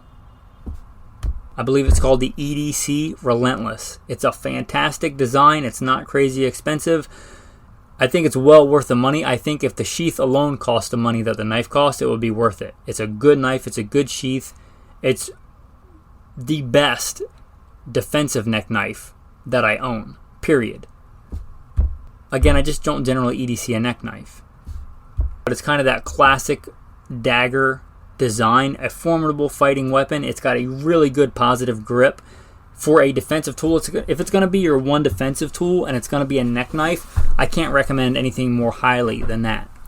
It's a pretty skinny double-edged dagger, so it's, you couldn't open an Amazon box with it. You could open an Amazon box with any of these knives. You're talking multifunctional, not so much. It's designed as a fighting weapon. Another one that I have and like, it has a little bit more crossover utility. Not as good a fighting knife, but a decent one, especially for a get-off-me weapon or make space weapon. The Cold Steel Bird and Trout knife. Not expensive. Good knife. The blade is fairly small, but the handle is fairly large, so you could push it into whatever you were trying to, take that however you want, quite a bit farther than the actual blade length. It's got a fairly small blade and a nice size handle, but it's very sleek, very svelte. And it's got a lot more dual purpose. As the name implies, it's meant for dressing birds and trout. It's a good all-around useful blade shape, although it's very small. And pretty easy to carry as a neck knife. It doesn't weigh a lot. Again, it's very sleek. And then I have another small CRKT Doug Ritter. It's really small. I mean, the blade the whole thing maybe is smaller than my thumb. Not a lot of defensive use there, but a good utilitarian neck knife, so I thought I'd mention it. Not great in tactical application. Better than nothing, but not by much. Now my wife's, she carries one of the Cold Steel push daggers. She carries that generally running under her shirt, so she can reach up under her shirt and grab it if she needs to. It's kind of been her EDC out and about running knife since I got it for her, and I'm very happy that she generally carries that and really likes it. And again, they make all different sizes, but for that just quick, dirty defensive tool just to get somebody off of you or multiply the amount of force you're able to project, it's a great tool for that. And I thought I might wrap this up taking a look at history. And I'm kind of talking about looking at knives with this proven track record. And I'm not talking about proven like the 1940s with the K-bar. I'm talking about a much longer history, like 20 times longer than that or more. If you look at the Roman Pugio, it's a very classic looking, medium-sized, double-edged dagger. And it didn't originate with them. You see these kind of knives in ancient Egypt. You see them in, ancient Mesopotamia. They kind of pop up in and out throughout history. And that has to tell me, as a student of conflict for most of my adult life, that there is a real merit in that design. Now, this is gunfighter life. The knife is a utility tool for me or a backup defensive tool. If it was going to be my one choice, I might look at a design like that because we see it emerge over and over throughout history. So something like the Pugio or the ancient Egyptian daggers, that double-edged classic dagger design, we see it emerge again with the Fairbairn Sykes, a more modern version of that with the Applegate Fairbairn. And I have some knife fighting experience. I have way more gunfighting experience and gun training and all that stuff than knife fighting. If I was going to devote myself to knife martial arts the way I do the way of the gun, then I might give serious thought to that. So if that's you, if you can't have a gun or are not willing to carry a firearm and it's going to be your defensive tool, you might give serious thought to something like that design, the Fairbairn Sykes or Applegate Fairbairn, or the Roman Puglio, or any kind of design like that. There are other classic designs. The karambit's kind of big in culture today, but we really only see that kind of emerge one place in history that I'm aware of, in the Philippines and the Philippine martial arts. Now, if you're acquainted with Philippines and Philippine martial arts, that might be a good place to look. But if you're looking for an all-around, classic throughout history, defensive tool, that Puglio, that ancient Egyptian dagger, Mesopotamian dagger that comes up over and over again, that classic, sleek dagger design. One that gets close and that intrigues me with the knife fighting that I know, that's almost like this, is the World War II trench knife. I look at it, it's sleek, it's got that same classic handle. It mostly has that double-edged dagger design, except on one side, about half of it is sharpened and the other half is flat. That appeals to me with the knife fighting that I know, because I can still have a lot of dual utility there and get a assisted stroke, meaning I can put my hand on the back of that blade and shove in and cut really deep. Whereas I can't do that so much with a completely double-edged dagger. So that one intrigues me. If I was going to devote more time to knife fighting and training, I might give a harder look at that one, although it's probably too big to EDC. That looks to me like a fantastic modern take on that design. Also, on that design, the SOG Pentagon. That one intrigues me as well. It's kind of a modern take with modern steels and good ergonomics on that classic Roman Puglio design. That SOG, I think it's the Pentagon. I'm talking about the fixed blade double-sided version. Again, I have pretty limited compared to gunfighting, knife fighting experience. But there's got to be a reason that we see that very similar design re-emerging over thousands of years. So anyway, just some final thoughts on that. With that, the tactical tip of the day on knives. I mentioned that on my EDC fixed blades, I will generally carry a ferro rod, a ferrocerium rod for starting fires, wet, cold, whatever. You may really consider doing that. I mean, as a man, I think you ought to carry a knife and you ought to be able to start a fire. Now, I'm sure I could start a fire without a ferro rod, but it's a lot easier than trying to make like a bow drill or trying to find a battery and some steel wool. I'm probably not EDCing a battery and steel wool. Ferro rods, they're fantastic. Talk about simple tech. They're just different elements in a rod. Why not just attach one to whatever manner you want to your EDC knife, especially if it's a fixed blade? Just attach it to the sheath in a manner that doesn't chafe or something in your pocket. Also, I wanted to clarify some things before we wrapped up. I am not saying that I want this to get skewed, that a knife is a better defensive tool than a firearm at any distance. What I am saying is it's a situational tool that can be useful in defensive encounters. Now, if you're thinking about a new knife, any of these knives are probably going to cost you more than it's going to cost to sign up on Patreon. Hopefully you'll see the value of this content that you can get for free, and I want to keep it that way. But hopefully you'll pay it forward and see the value of the advice, the experience, and want to step up and support the podcast. Again, you can do that by signing up for Patreon. There should be a link in the show notes. That's enough of that. Let's get into important stuff. The tactical verse of the day. Revelation 19:15. Coming out of his mouth is a sharp sword with which to strike down the nations. He will rule them with an iron scepter. He treads the winepress of the fury of the wrath of God Almighty. Remember, whatever knife you choose, far more powerful than any blade, than any firearm, is the sword of the Spirit, which the Bible tells us is the Word of God. Offensive weapon for you as a Christian, as a man of God in spiritual warfare. As difficult as a actual deadly force fight can be and stressful, oftentimes the most difficult battle in life is the battle in our own mind, of fights against evil in spiritual ways. The sword for that is the Spirit, which is the Word of God. So whatever knife you have or don't have, make sure you have, train with, or acquainted with, and know how to use the Word of God. Read it, memorize it, feed on it like the bread of life and the living water that it is. That is a powerful weapon. With that, men, thanks for listening, and have a blessed day.